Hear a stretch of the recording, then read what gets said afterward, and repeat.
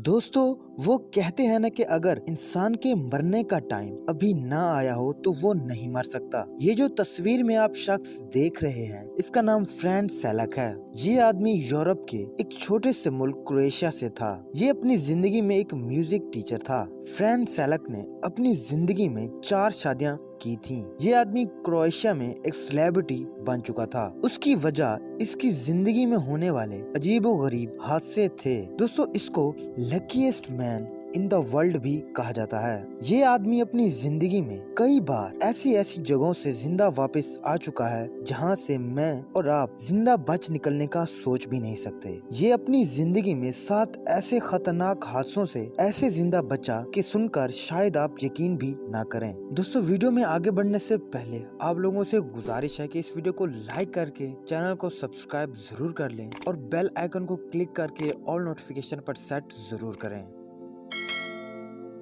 इसकी जिंदगी में सबसे पहले हादसे की शुरुआत 1962 में हुई थी। फ्रैंक सर्दियों में ट्रेन से क्रोएशिया के एक शहर डब्रोवनिक सफर कर रहा था, लेकिन बदकिस्मती से जब ये ट्रेन दरिया के करीब पहुंची तो ट्रेन पटरी से उतर गई और दरिया में गिर गई। ट्रेन में सवार 17 अफराद मौके पर ही हलाक हो गए, लेकिन खुशकिस्मती से फ्रैंक बच गया और सिर्फ जख्मी हुआ। लेकिन इसके 1 साल बाद 1963 में फ्रैंक एक छोटे जहाज में अपनी मां से मिलने के लिए सफर पर रवाना हुआ, लेकिन तकनीकी खराबी की वजह से जहाज के इंजन ने काम करना बंद कर दिया और जहाज का दरवाजा टूट गया। हवा के दबाव ने एयर होस्टेस को अपनी तरफ खींच लिया और फ्रैंक सैलक को भी एयर होस्टेस के साथ ही हवा ने अपनी तरफ खींच लिया। दोस्तों, जहाज नीचे गिरने लगा। अब आप ये सोच रहे होंगे कि इससे ये कैसे जिंदा बचा होगा। दोस्तों, जब फ्रैंक जहाज से हवा में बाहर गिरा तो ये उड़ता उड़ता एक बहुत बड़े भूसे के ढेर पर जा गिरा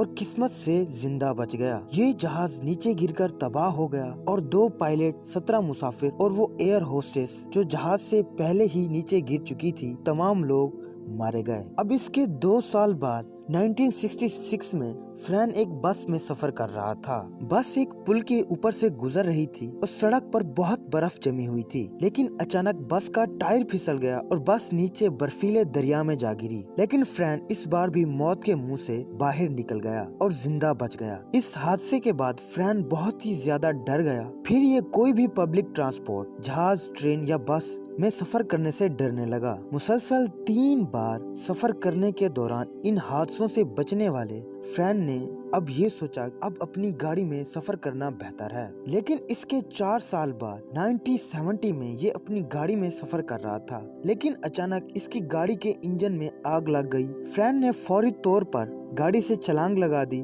जिसके बाद इसकी गाड़ी में धमाका हुआ और वो तबाह हो गई। एक बार फिर खुशकिस्मती से फ्रैंक की जान बच गई। इसके 3 साल बाद 1973 में फ्रैंक दोबारा अपनी गाड़ी में सफर करने के लिए निकला।